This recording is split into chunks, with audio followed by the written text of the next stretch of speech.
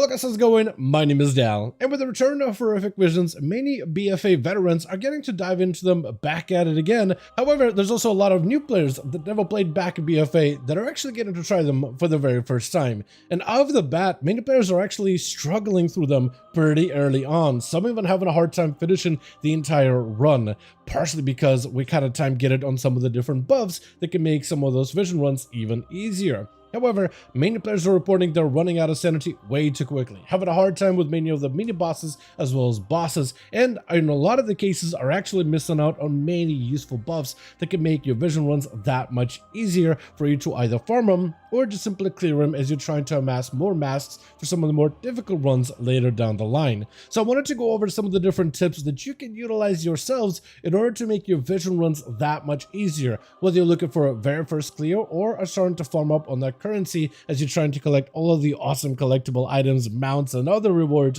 on the vendors. As always, if you guys want to see more guides like these for the War Within expansion, or when it comes to horrific vision runs, be sure to follow the channel and subscribe. But otherwise, let's dive right in. So for all of the tips when it comes to making your vision runs a little bit easier, I am going to go through all of them, even some of the most really obvious ones or even the most basic ones, to make sure that you're completely covered in how to make these runs much easier, so you can start farming them up and getting all of the cosmetic rewards as early as the first few weeks of this content. So first thing you should do, probably the most obvious one, is to make sure to upgrade regularly your Hourglass of Visions.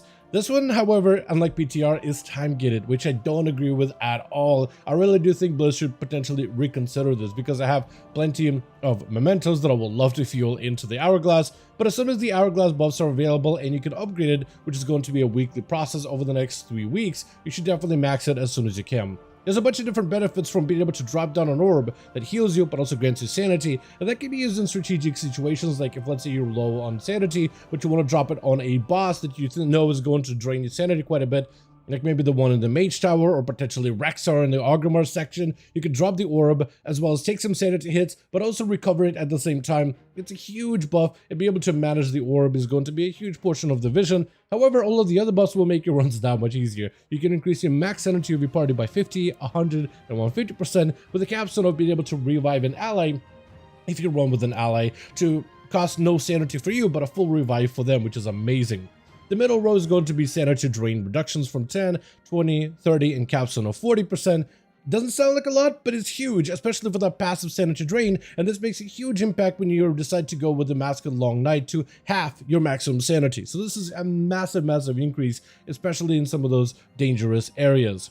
The left side is going to be a damage buff as well as a damage reduction, especially for those of you that play solo, up to 15% for rank 3, and then a cheat death mechanic, which can be massive. Like when you're fighting a Laria or Thrall and you're really low on sanity, you get clipped by a mechanic that you thought you were about to avoid, like Thrall's Frontal, which is so difficult to see.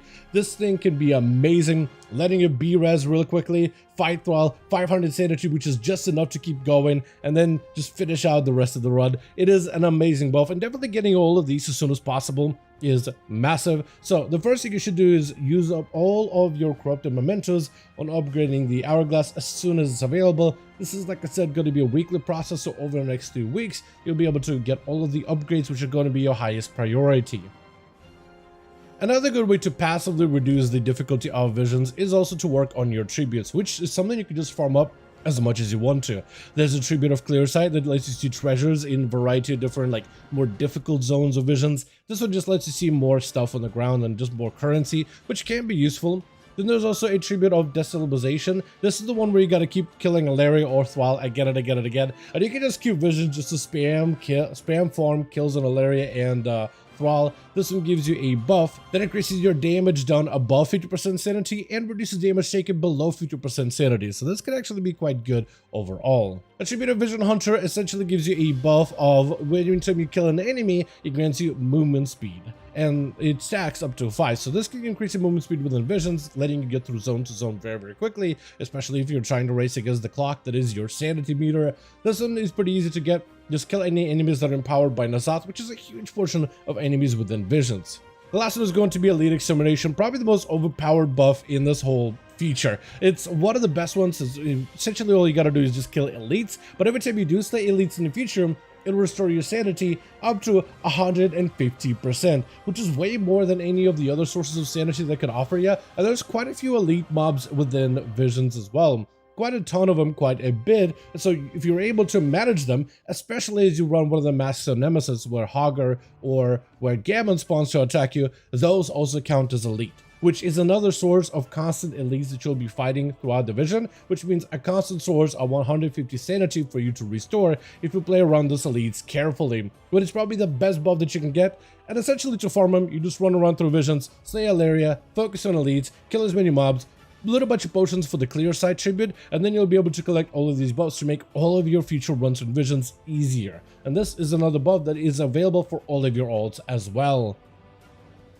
Another thing that you should note is Soridormi, which can be used as a companion, and it's actually a pretty solid companion that can protect you, heal you, do damage, or if you just want to run Vision solo, you could do so as well. However, Soridormi does count as an extra player, which means there's scaling involved within your Vision runs. So if, let's say, I queue up for a Vision of Stormwind, you'll see just the difference that an extra companion makes within your Vision runs. So playing a Vision solo, the first footman that you can see here has about how many masks do I have? Single mask. So with a single mask run, 2.5 million health, which isn't that difficult, and as a solo player, you can take out the mob in just a handful of globals. Like, none of these enemies are really going to give you that much problem, especially as a solo player. But as soon as I enable, let's say, a tank version of Soridormi, this means I now have a companion and a two-man party within this Vision. So now when I queue up for a Vision run, you'll notice that enemies are going to be significantly tougher. Using the same setup as before, we are on a single mask run, and now the footman has 4.7 million health. So it nearly doubled its health, or almost doubled its health. There is advantages and disadvantages to running with a companion. Technically, I would even say companion is not the worst, but it does make all these enemies a little tougher. They have more health, and therefore, because you have two player scaling within your Vision, enemies now do a little bit more damage to account for the fact that there's two players in the group. So the companion doesn't necessarily count like Bran, which is, the content is designed around you having at least one extra buddy in order to help you through delves, for instance. But in this content, it's kind of designed for a solo player challenge, and the companion counts as a second player within this run. But essentially, this is the trap that a lot of new players to Visions run into. You immediately start running with a companion, and then you notice that all these enemies have quite a lot of health, and all of them hit significantly harder, and you haven't even hit your first mask. So when you're first starting out with Visions, it's actually better to run them solo, especially if you play someone like a DPS class. Now, if you play like a healer, I think having a tank Soridormi companion is fine, but as a DPS player, which is going to be a majority of you, run him solo. Try him solo because most enemies should melt to your abilities rather quickly, especially as you're trying to work your way towards your first mask in order to start being able to unlock your mounts as well as other rewards from Visions. So try running him solo because enemies are going to be much squishier than they would running with a companion, which actually may make a lot of your runs much easier early on. There's an argument for using Soridormi as you get towards the higher, more difficult mask runs later down the line, because enemies will sometimes cast in Soridormi instead of you, and that will just save you on your sanity in some cases. But early on, definitely try running it solo without any additional help, as it'll actually probably make a lot of your runs much easier to get through. Now, another feature that can help you out throughout your Vision runs is actually utilizing the potions all throughout the Visions. There's a good chance that you're seeing a bunch of little vials all over the place, but you might have not chosen to drink any, or you might have drank some of them and they actually ended up hurting you more than help you, as they can damage your sanity immediately. At the start of a Vision run with its Orgrimmar or Stormwind, early on you'll find an NPC next to a note that essentially tells you that a bunch of potions should be stashed around all throughout Orgrimmar or Stormwind. However, the potion next to the person that is dead is a bad potion. That means for this Vision run right now, the blue potion is bad. However, every other potion, the red, purple, green, and the black vials are all good potions, and actually some are going to be much better than others. Depending which potion is the bad potion, the other potion is going to be a sanity restoration potion, as this one is simply going to damage your sanity. But if your bad potion is the blue potion, that means the good potion is going to be purple. If the black potion is the bad potion, green potion is the good one. If green potion is the bad potion, red one is good. If purple is bad, black is good. If red is bad, blue is good. But technically, I guess if one potion is bad, the rest of them technically are a buff of sorts that just provide you with a variety of different bonuses. Like for example, when I drink Black Vial with this setup of potions, this one is going to give you a buff of Sickening Potion, where you take 5% less damage from all sources. However, if you do end up ever losing this buff, you will just end up vomiting, stunning your character in place. So the idea is you kind of want to keep drinking that potion and hopefully keep upping the duration of it to make sure that it never runs out, so that you never have to deal with a negative side effect and always just get all the benefits of the potion. For this run, the red potion ends up being for me a fire breathing potion, a spicy potion, where you frequently will breathe fire in front of your character, which does deal a significant enough damage. However, if you ever do end up removing the potion, your character will then just start running uncontrollably in a direction while on fire. Doesn't necessarily hurt you too much, but if let's say you're surrounded by other enemies, that could potentially make some of your encounters just a little bit more challenging. For this one, the purple potion ends up being a sanity restoration potion. So that means if blue is the bad potion, purple is the good one. So looking out for purple potion can actually help restore your sanity on a character. And on the corner hero vision, I finally found a green potion which shows you your final effect, which is going to be Sluggish Potion, which heals you for 2% of your maximum health every 5 seconds, but on expiration, just simply slows you down. So the removal of this potion effect is not even the worst, but that slow can be bad in some situations, like if you're mid-boss fight and maybe they have some sort of a mechanic where you have to move out of the way very, very quickly. That could definitely throw a wrench in your whole schemes, but otherwise the passive healing is generally good. So the idea is you want to find out which potion is not a good potion and then start chugging on all the other potions as much as possible, focusing down on the potions that restore your sanity, because those can be used done strategically. Like if you go, let's say, into a new area like the Mage Quarter, and then you end up running through it and you still have a little bit of sanity left over before you fight the boss, you can run up, fight the boss, lose some sanity, run back down, pop the potion, restore that sanity, and then continue through your run, which can really save you on your sanity restoration orbs in the long term. So strategic uses of these potions, plus the extra combat buffs they provide, generally are very, very good and something you should keep up with as best as possible.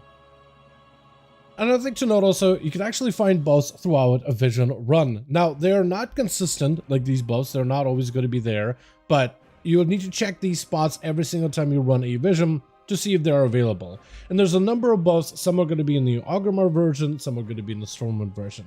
If you're spawning over here, when you go down the path, there should be an armory right as you're about to make your exit towards the trade district. In that armory, there should be an NPC of Augustus Mulane. I can never remember his name, but Augustus Mulane, once you defeat him, grants you 7% versatility for 1 hour, which can make your vision runs a little bit safer as it provides you damage increases, but also a damage reduction. Over on the opposite side, there'll actually be a building that sometimes has the door open, sometimes it's not, but inside you'll find a bear rug, and you have to defeat the rug, the chairs, the books, and the brew elementals. If you defeat all those, that gives you a 10% haze buff throughout basically the entire run.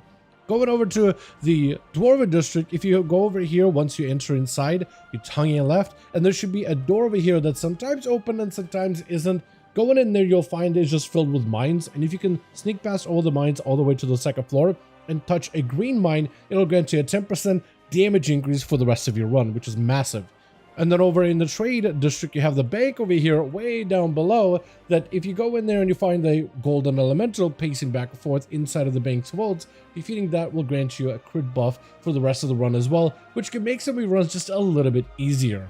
Switching over to the Augermar layout, over in the Valley of Strain, there should be a blacksmith building as you're starting to make your way towards the Valley of Spirits. Inside of the blacksmith building, there might be an NPC that spawns in, and if you defeat him, that's 10% more damage for the rest of the Augermar run. Over in the Valley of Spirits, as you're heading through the tunnel, there should be a bunch of totems that you have to clear out, and by the second totem, right about here, there should be an extra NPC called Bwemba. If you defeat the troll named Bwemba, then you get a 10% haze buff, but also a 10% movement speed buff, which is really, really nice for you to help get through the rest of the vision. Then over in the drag, as you make your way through the drag, there will be a building for transmogrification, and inside sometimes you'll see a spawn of like this ethereal circle portal thing. Interacting with that will spawn an ethereal, and defeating that guy will yield you 10% additional critical strike chance for the rest of your run. So those are some of the different buffs that you can find within Vision specifically that can help make your runs just a little bit easier. And they are kind of a random spawn whether these buffs are active or not, so the only way to really tell is when you start a Vision, check in on the different buildings to see if the NPC is available or if the door is open, and to see if that buff is available for that run specifically.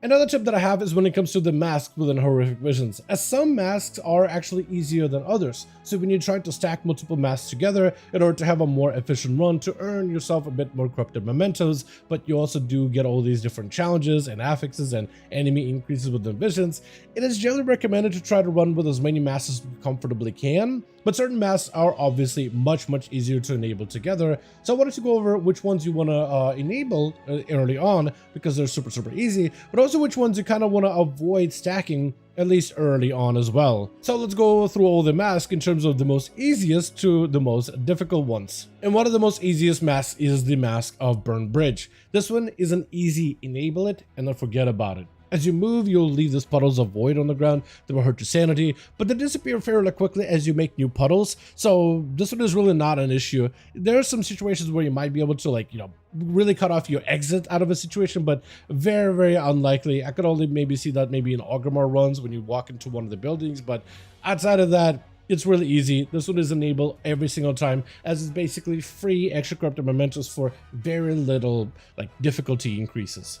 Another one that's really easy to get through is Dark Imagination, as this one just spawns extra enemies for you to fight while you're below 50% sanity, which is really easy to manage, to be honest, because if you are really good at managing your sanity with the potions, with the orb, and staying elites, you should never really find yourself super low in sanity a lot of the times in a vision. Plus, the enemies that do spawn in are really not that terrifying. They do die very quickly. Maybe there's some situations where you'll have this guy spawn in on top of a big pack, and then maybe together with another mask you could get buffed up, but for the most part they're really not an easy not a difficult mask run whatsoever. Another one that's actually also really good, can be a challenge but not really, is the one of Nemesis, which essentially just every time you kill a certain amount of enemies in a vision can either spawn an elite version of Hagar or elite version of Gammon for you to slay.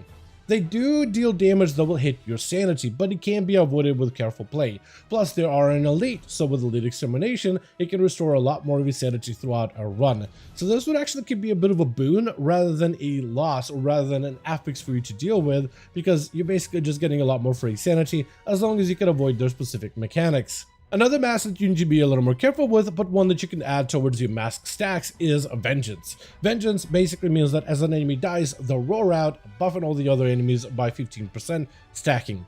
It's not that difficult if you focus in on the toughest enemy in the pack first. And let's say if you don't pull elites, like big enemies with a bunch of smaller mobs, then you should be able to, for the most part, avoid buffing them up and having to be super scary. So with careful play and hitting the right targets, focusing the right enemies in a pack, for the most part, it's not really that bad of an affix for majority of your runs, as long as you are careful around the planning of which packs you're going to be pulling together. Another one that's also pretty good to run is Daredevil. It does make it so that you take a little bit more sanity damage every time you take sanity hits, but majority of the run in Vision, majority of sanity damage mechanics can be avoided. There are a handful of casts from Stormwind enemies that are difficult to avoid, but not impossible. And because majority of sanity damage mechanics can be avoided with cooldowns or with an interrupt or just moving out of the way, for the most part, this one is not an issue if you're playing carefully around a run, but definitely one of the easier ones that you can add in a 5-mask run. From there on though, the rest of the masks are a little bit more difficult, so these will be your 6-mask, 7-mask, and 8-mask runs, as these do have quite a bit of attacks on them in a variety of ways, like Long Night, which gives you 50%, or rather lets you run with half of your maximum sanity. This makes a lot of your runs a little bit more difficult because when you have full pull of sanity, that's a little bit easier for you to at least manage within a vision. You can take a few hits, but then you can manage it. But when you have half to work with, it can definitely be a little tougher, especially with the Mask of Daredevil. It just means that you have to be extra careful when it comes to your sanity management, but it can definitely make a lot of your runs a lot difficult unless you're playing around Elite Extermination, which becomes a lot more important. Another mask that a lot of people don't like enabling is Pained. It's just a kind of a pain to run with. It's not even that bad, but can definitely make some of your runs a little more tricky. With Pain, you basically are going to get an extra madness within every single one of the zones. So Dwarven District or Trade District, you're going to get Scorched Feet, and then you're going to have a little ghosty chasing after you. So for those areas, not that bad. Where it gets bad is in Mage Quarter and Old Town, where you get Leaden Foot, where you move while in combat, you get it slowed down, but then you also have these split personality images appear around your character, and if you touch it, you get disoriented, which makes your character waddle around, and it can stack up that Leaden Foot debuff. So it can be really tough in some situations, especially when you're trying to position yourself around enemies. Like, The Rexar fight in Orgrimmar, I imagine, would be really bad with that combo, because you have boars, they have a knockup, you have these traps all over the place, and then you have these void monstrosities that run across the boss arena. It's super annoying if you get disoriented and slow down during those moments, because it can basically drain your sanity very quickly. Pain is just a pain to run with, which is why a lot of people don't prefer enabling this one as part of like a 5-mask run if possible. And the last one that could really mess up your runs is Multitudes. Basically, it replaces all the trash packs in your visions to have a lot more enemies in there. And this has a massive cascading effect on a bunch of different masks. So Mask of Vengeance becomes a lot more dangerous because now there's more enemies in a trash pack. They all buff each other a lot more aggressively. Then you also have the Mask of Nemesis, so you're spawning Hogger and Gammon a lot more often. Does mean more late extermination runs, but it also means that you'll have to change your routes for visions so that you don't accidentally spawn Hogger or Gammon too early when you're just sharding up a big trash bag that's really tough, and now you have an extra elite to fight with. So Multitudes will change the way that you run visions, which is why a lot of people don't recommend running this one in a high stack whatsoever. It is not a bad mask if you can plan around it, but it just makes so many changes within a run that can definitely put you in a dangerous situation and potentially even cause more fail runs than anything. So if you are going to be running a 5-mask run or up to a 5-mask, Burn Bridge, Dark Imagination, Nemesis, Vengeance, and Daredevil are all really easy ones to start with. From there on, you can start to enable things like Long Night, like Pain, and Multitude slowly over time until you can really get comfortable with a full 8-mask run done. But that's a lot easier once you have all of your upgrades, as well as all of your tributes available and maxed out on a character. So the mask is something that you'll want to manage with, and try to run as many of them as possible because you just get more currency out of vision runs anyway, just more efficient that way. But definitely try to enable some of the easier ones first until you get more comfortable with some of the more difficult ones down the line.